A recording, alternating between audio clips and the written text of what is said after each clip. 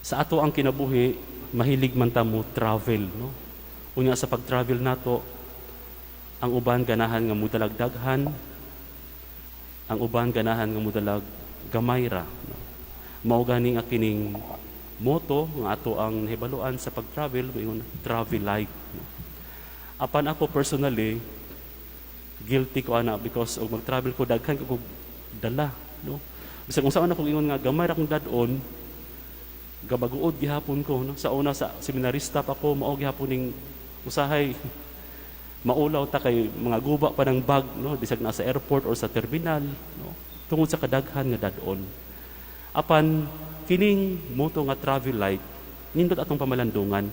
Tungod kay sa atong ebanghelyo karon mao man ni ang tema ng gihisgutan diha. Diin si Jesus nagtawag og nagpadala sa iyang mga tinun-an.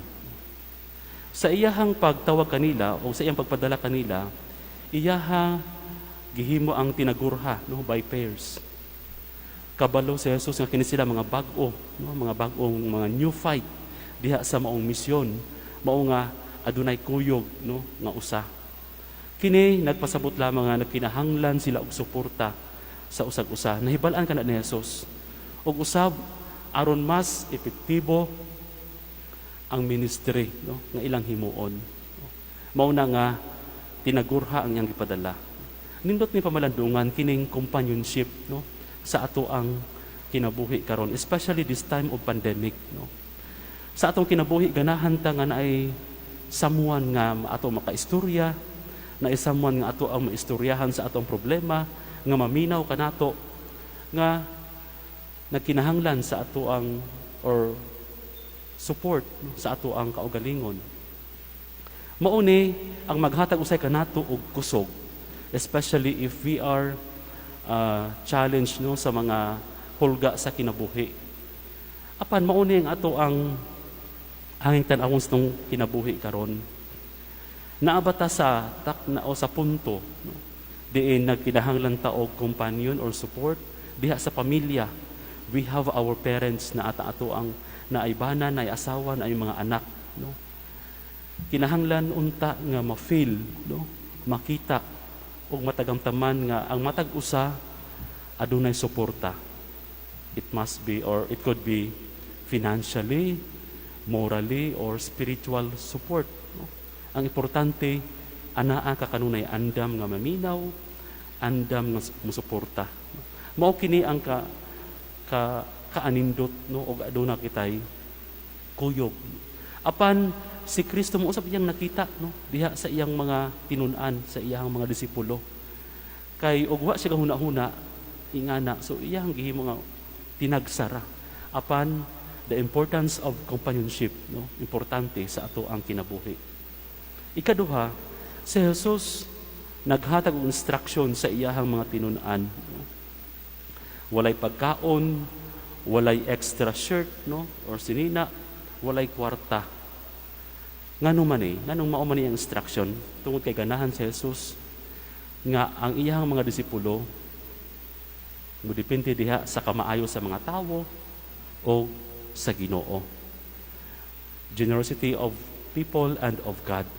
Kay usahay ang mahitabo, if we are much concerned sa ato ang mga butang, diin kini mga butang naghatag kanato og comfort and convenience, unsay mahitabo, dili ta maka-focus sa atong mission. Maunang ayaw dala ni Jesus, ayaw mog dala o bisag unsa. Gawas lamang sa sandalyas o iyong gisuot aron maka-focus mo sa iyong mission nga mao'y ako ang gusto nga mahitabo diha kaninyo. Mausab kini sa atong kinabuhi, no? Sometimes ang atong buhaton is to step out diha sa ato ang comfort zone, no? To experience the uncomfortability, kaya ang komportable sa kinabuhi nga dili komportable.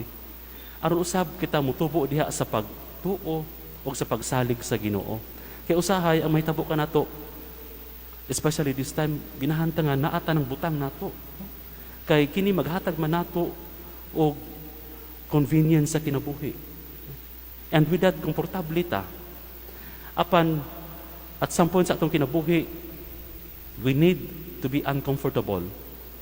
Tungod aron kita maka-focus og unsa ang atong misyon sa kinabuhi. Ug unsa manggaling atong estado karon mauna atong misyon. Mauna nga ang hagit ni Kristo kanato, no. Kinahanglan kahibuluta mudawat sa kamatuoran nga sometimes ang kinabuhi dili tanan okay, no. Dili tanan komportable, dili tanan convenient alang kanato. Aron kita malig-on og maka-focus diha sa atong misyon sa kinabuhi. Ikatulo, human sa instruction ni Jesus, ang mga disipulo nang lakaw o nagsugod sila og pagpanudlo. Og atong hinumduman, kini mga disipulo dili ni siya educated nga mga tawo.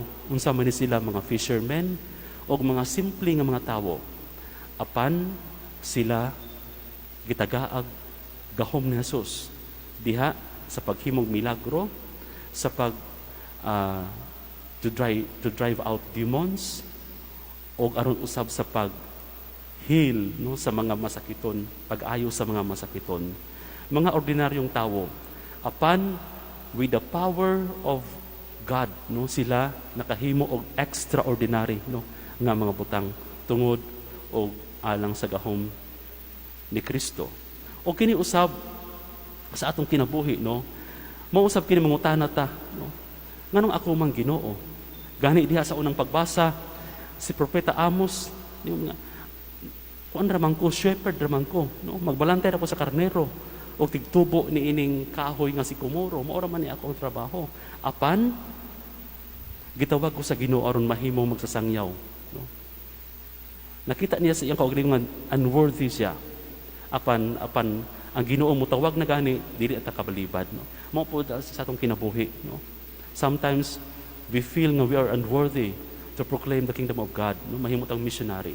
Apan, with God's power, no, He will empower us, no, unsa atong isulti diha kaniya.